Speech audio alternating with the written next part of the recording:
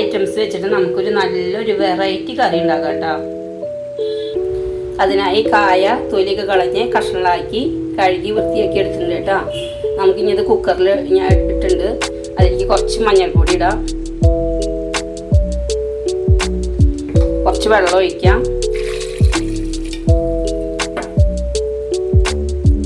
കുറച്ച് ഉപ്പ് ഇടാട്ടോ. ഇത് അടച്ച് വെച്ച് വേവിച്ചെടുക്കാം കേട്ടോ. ഈ കറിയിലേക്ക് വേണ്ട മെയിൻ സാധനം ഈ ഉണക്ക ചെമ്മീനാട്ടോ. അത് നമുക്ക് വറുത്തെടുക്കാം. ചെമ്മീനൊക്കെ വറുത്തെടുത്തിട്ട് ഇനി നമുക്കിത് ഒരു മിക്സിയുടെ ജാറിലിട്ടിട്ട് പൊടിച്ചെടുക്കാം കേട്ടോ.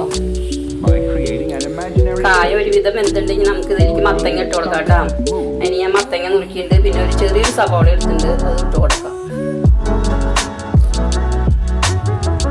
ഇതിലേക്ക് ആവശ്യമായ തേങ്ങ എടുത്തിട്ടുണ്ട് കേട്ടോ. എത്ര തേങ്ങ എടുത്തിട്ടുണ്ട് അത് നമുക്ക് വറുത്തെടുക്കാം. അതിലേക്ക് കുറച്ച് സൺഫ്ലവർ ഒഴിച്ച് കൊടുക്കാം കേട്ടോ. തേങ്ങയ്ക്ക് ഈ ഐറ്റംസ് ഇട്ട് കൊടുക്കാം കേട്ടോ. കുറച്ച് ചുവന്നുള്ളി, 2-3 വെളുത്തുള്ളി, 2 പച്ചമുളക് ഇട്ട് കൊടുക്കുന്നുണ്ട് കേട്ടോ. കഷ്ണങ്ങളാക്കിയിട്ട്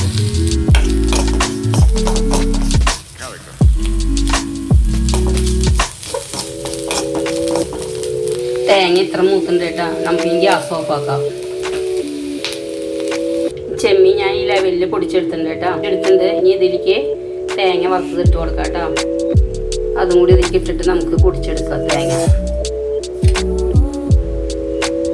ഈ തേങ്ങ വറുത്ത ചീനച്ചട്ടിയിൽ നമുക്ക് മല്ലിപ്പൊടി ഇട്ട് കൊടുക്കാം, 2 സ്പൂൺ. മുളകും പൊടി ഇട്ട് കൊടുക്കാം കേട്ടോ.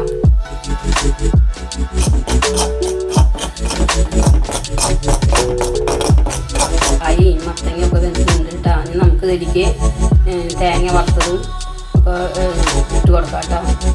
തേങ്ങ വറുത്തത് ഞാൻ പൊടിച്ചെടുത്തിട്ടുണ്ട്. അതുപോലെ മല്ലിപ്പൊടി മുളകും പൊടിക്ക് ഉണ്ട് കേട്ടോ അതിൽ. ചെമ്മീൻ പൊടിച്ചതൊക്കെ ഉണ്ട് കേട്ടോ അതിൽ. എല്ലാ മസാലകളും ഇട്ട് സെറ്റാക്കിയിട്ടുണ്ട് കേട്ടോ. നമുക്കിതിനി കടുക് പൊട്ടിക്കാം കേട്ടോ. അതിനായി പാൻ വെച്ച് കൊടുത്തിട്ടുണ്ട് കേട്ടോ. ഇതിലേക്ക് വെളിച്ചെണ്ണ ഒഴിച്ച് കൊടുക്കാം കേട്ടോ.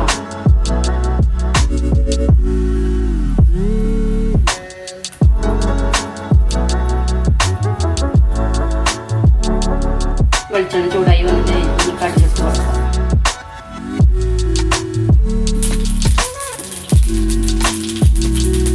ഇതിലേക്ക് വേപ്പിലിട്ട് കൊടുക്കാം.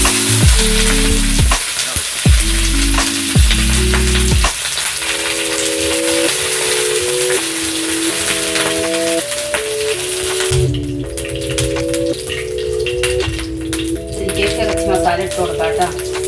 1 സ്പൂണ് ഇറച്ചി മസാല ഇട്ട് കൊടുത്തിട്ടുണ്ട്.